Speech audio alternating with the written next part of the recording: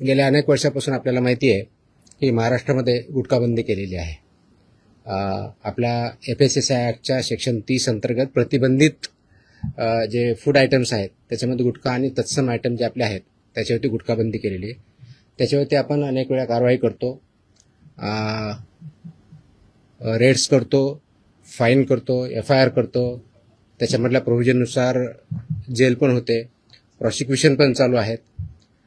परंतु prohibited item असतानाही, food item असतानाही महाराष्ट्रातल्या ऑलमोस्ट सगळ्या ठिकाणी हा गुटखा विकला जातो आणि कंझ्युम केला जातो. ही रियालिटी आपण बघतोय.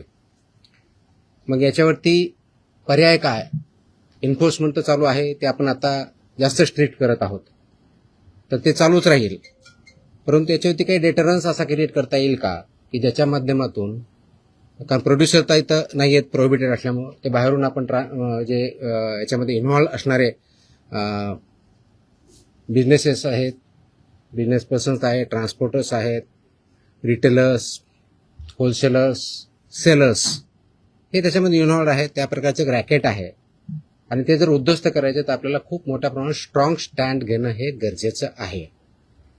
ह्या निष्कर्षापर्यंत शासन पोहोचलेलं आहे आणि म्हणून मध्ये बऱ्याच वेळेस याच्यावरती डिस्कशन पण झालं की काय केलं पाहिजे.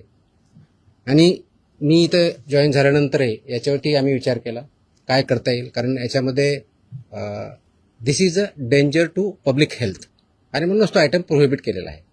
जर पब्लिक हेल्थला जर डेंजर असेल आणि तो आयटम प्रोहिबिट केलेला असेल तरीही त्याचा व्यापार होत असेल, तिथं ट्रान्सपोर्ट होत असेल, होलसेलर विकत असतील, सेलर विकत असतील आणि तो अवेलेबल होत असेल, तर त्याच्यावरती स्ट्रिंजेस्ट पॉसिबल ॲक्शन घेणं गरजेचं आहे. ह्या निष्कर्षापर्यंत पोहोचल्यामुळं आज दिनांक 12 जून रोजी मी मोका लावण्याचे आदेश पारित केलेले आहेत. So we have issued the order saying that MCOCA provisions will be, MCOCA कायदा, मकोका ज्याला आपण म्हणतो, Maharashtra control of organised crimes act 1999 हा आम्ही इन्व्होक केलेला आहे. ही माझी तिची ऑर्डर आहे इश्यू केलेली. आणि ह्या ऑर्डरच्या अनुषंगाने हा फक्त फूड सेफ्टी ॲक्ट 2006 चे कलम 3, 26, 27, 30, 38, 41, 42, 59, 63, 64 आणि 89 बरोबरच Maharashtra control of organised crimes act 99 चा sections 21D, 21E, 21F, 3, 4, 18, 21 and 23 read with code of criminal procedure 1973 किंवा भारतीय नागरिक संहिता सुरक्षा संहिता 2023 याच्या अनुषंगाने ही ऑर्डर मी आज पास केलेली आहे. याची ओरिजिनल ड्युटी आहे ते आपण फूड सेफ्टी ऑफिसरवरती देणार आहोत.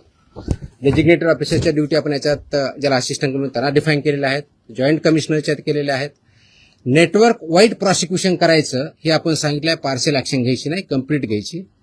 आणि कॉन्फिस्केशन, अटॅचमेंट अँड फोरफिचरचं कसं करायचं ट्विन ट्रॅक स्ट्रॅटेजी ही पण त्याच्यामध्ये सांगितलेली आहे. त्याचं प्रॉसिक्युशन रजिस्टर मेंटेन करायचं सांगितलेलं आहे, बेलला अपोजिशन करायचं सांगितलेलं आहे आणि procedure compliance with the criminal procedure code हे सुद्धा आपण मॅन्डेटरी केलेलं आहे. याचा सर्वांचा ऑब्जेक्टिव्ह जो आहे बेसिकली आपण मोका का वापरतोय, कारण हा स्ट्रिंजंट लॉ आहे, आय अंडरस्टँड, आणि त्याचं म्हणूनच खूप थॉट करून, विचार करून याच्यावरती कायद्याचे जे कलम आहेत, सेक्शन्स आहेत, त्याचा अभ्यास करून this order is basically done to prosecute in the interest of food safety in violation but as an organized crime against public health. हा क्राईम पब्लिक हेल्थच्या अगेन्स्ट आहे आणि आर्टिकल 47 ऑफ द कॉन्स्टिट्यूशन जे आहे ते स्टेटला मॅन्डेट करतं. That is where my order begins with. आणि तुम्हाला copy me देईलच, press note बरोबर ही कॉपी पण असेल, so that you can go through that order. It says the Article 47 of the Constitution of India cast upon a state primary duty to improve public health and in particular to bring about prohibition of consumption of substances injurious to health.